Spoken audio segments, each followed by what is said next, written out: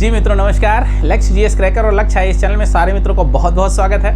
आज नवरात्रि का अंतिम दिन है, नवरात्र है, कल दशहरा है। ढेर सारी शुभकामनाओं के साथ में आज उपस्थित हैं, इसलिए भी क्योंकि आज आपने, आपके सहयोग ने, आपके प्यार ने इस लक्ष्य जीएस क्रैकर को 50,000 से ज़्यादा बड़ी फैमिली का मेंबर बना दिया है। तो आज हमारे साथ में आपके जैसे व्यूवर्स 50,000 से ज़्यादा सब्सक्राइबर्स के साथ जुड़ चुके हैं और लगातार आपको हम जो मोटिवेट करते हैं और इम्पोर्टेंट वीडियो देते हैं उनसे आपको फ़ायदा हो रहा है। और अगर ये फ़ायदा कंटिन्यू करना है तो इस फैमिली को बढ़ाते ही जाना है, बढ़ाते ही जाना है, ठीक है ना। तो जाहिर सी बात है कि ढेर सारी शुभकामनाओं के साथ में भाई आज कुछ लोग व्रत भी होंगे तो वो कुछ खिला पिला तो सकते नहीं हैं, तो इसी बहाने हम कुछ लेकर के आए हैं। थोड़ी सी हल्की सी ट्रिक जरूर देखिएगा, 5 मिनट की है लेकिन पूरी देखिएगा, मज़ा आ जाएगा। और आपको पता है कि समीक्षा अधिकारी, सहायक समीक्षा अधिकारी की परीक्षा में 10 नंबर का तत्सम तद्भव आता है।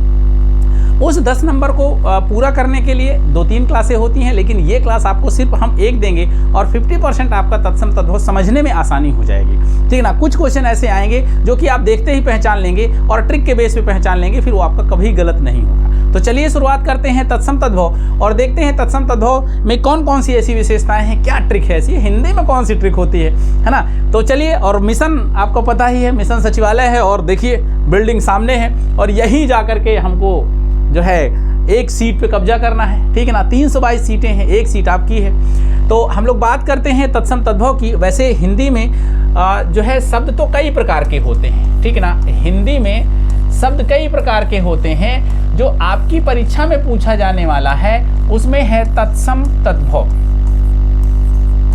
तत्सम और तद्भव है और तत्सम तद्भव को ही आपको याद करना है, ठीक ना। वैसे तत्सम तद्भव के साथ में ही अगर हम और पढ़ते हैं तो देशज शब्द आते हैं, ठीक है ना। देशज आते हैं, विदेशी आते हैं, संकर आते हैं, संकर शब्द आते हैं।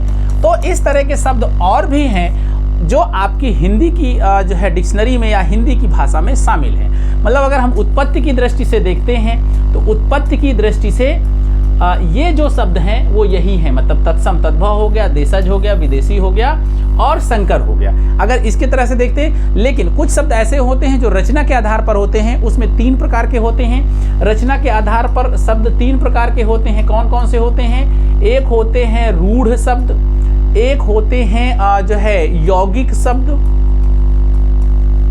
और दूसरे होते हैं, मतलब तीसरे होते हैं योग रूढ़ शब्द, ठीक है ना।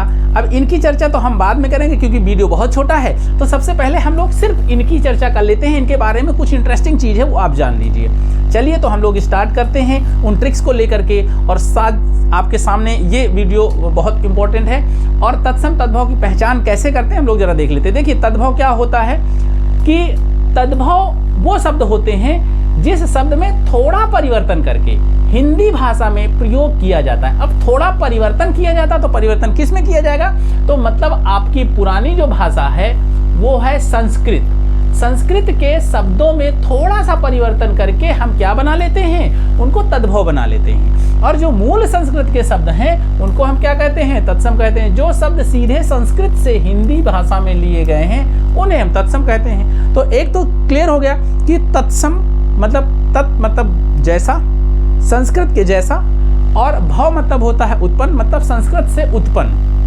ये एक बेसिक सी परिभाषा है।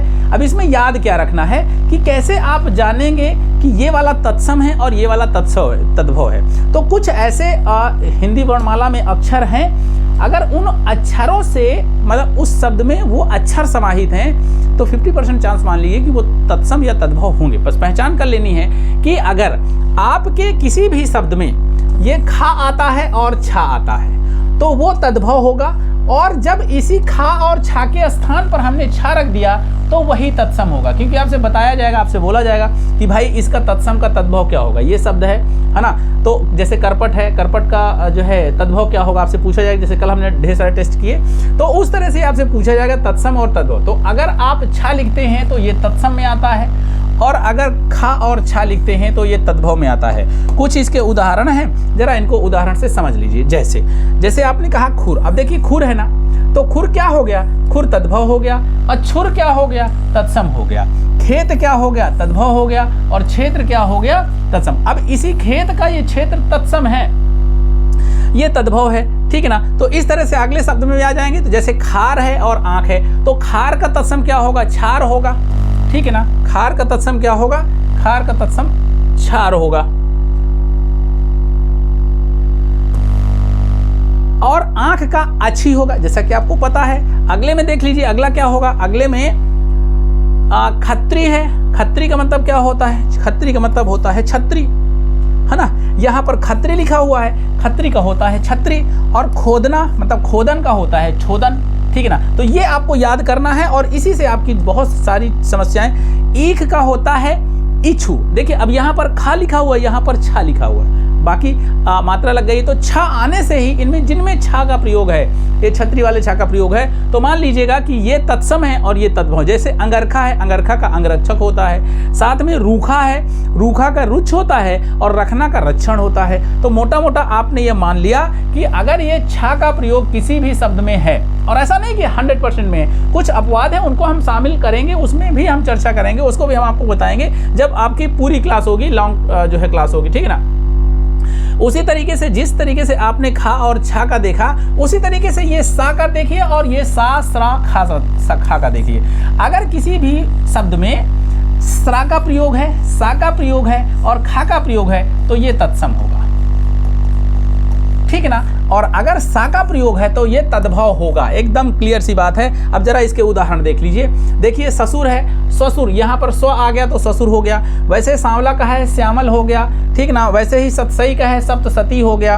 वैसे आशीष का है, आशीष हो गया, ठीक ना। जहाँ पर इस सा का प्रयोग हो जाएगा, मतलब इसका प्रयोग हो जाए, इसका प्रयोग हो जाए, या स्रा का प्रयोग हो जाए, तो वो शब्द 90% क्या होते हैं, वो तत्सम होते हैं। और ये सीधा वाला अगर मिल जाए तो यहाँ पर तद्भव होते हैं। इसी तरह से धन्ना सेठ है तो धन श्रेष्ठी हो गया, ठीक है ना। उसी तरह से किसान है तो कृषक हो गया। तो आपने देख लिया ना कि जब हम इस सा का प्रयोग करते हैं या इसका प्रयोग करते हैं, या तो ये सारे के सारे शब्द क्या हो जाते हैं, तत्सम हो जाते हैं। और जब हम सीधे वाले सा का प्रयोग करते हैं तो ये तद्भव हो जाते हैं, ठीक है ना। चलिए इसी तरीके से एक ट्रिक और है, जरा उसको भी देख लीजिए। यहाँ पर बा और वा की बात आती है, ठीक है ना। बत्ती, जैसे बत्ती है, वर्तिका है, बांझ है, वंध्या है, वन है, बन है, ठीक है ना। तो जहाँ पर बा लगा हुआ है, बा वाला क्या है, तद्भव है, और वा वाला शब्द तत्सम है। और मैं ये नहीं कह रहा हूँ कि जितने बा वाले आएंगे सारे के सारे तद्भव होंगे, कुछ बा वाले तत्सम भी होंगे। वो अपवाद भी आपको ध्यान रखना है, तभी आप कर पाएंगे। बूढ़ा है, अब जैसे बूढ़ा है तो बूढ़ा का क्या होगा, वृद्ध होगा, तो यहाँ पर वी आ गया, यहाँ पर बा है। बैल का है तो बलि वर्ध हो गया। अब देखिए बैल का बलि अलग लगा हुआ, वर्ध अलग लगा हुआ, मतलब एक शब्द में वा का प्रयोग हो गया, तो तत्सम की संभावनाएं बढ़ गई। जैसे बहु है, वधु है, बढ़ना है, वर्धन है। क्लियर हो गया।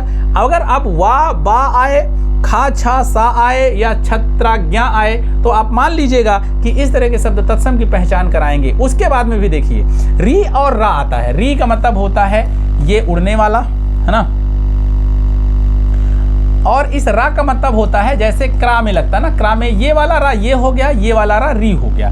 तो अगर मात्रा के रूप में उड़ने वाला आता है तो तत्सम है, अगर रा इस तरह से लग जाता है तो तत्सम है। लेकिन बस सतर्क रहिएगा, मतलब एक नियम सब जगह लागू नहीं होगा।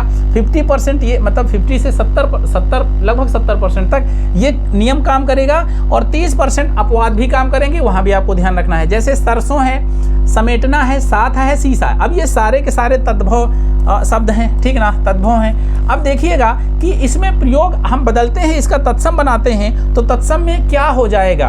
अब जैसे यहाँ पर सरसों लिखा हुआ है तो सरसों का क्या तत्सम होगा, सरसों का सरसप होगा। अब यहाँ पर ये रा उड़ गया, सा भी आ गया, ये भी प्रमाणित हो गया, 100% ये तत्सम होगा। उसी तरह समेटना का है, समापवर्तन हो गया, वा भी आ गया और उड़ने वाला भी आ गया, ये भी हो गया। साथ का है सार्थ, सार्थ हो गया, और शीर्ष हो गया। ये सारे के सारे क्या हो जाएंगे, तत्सम हो जाएंगे।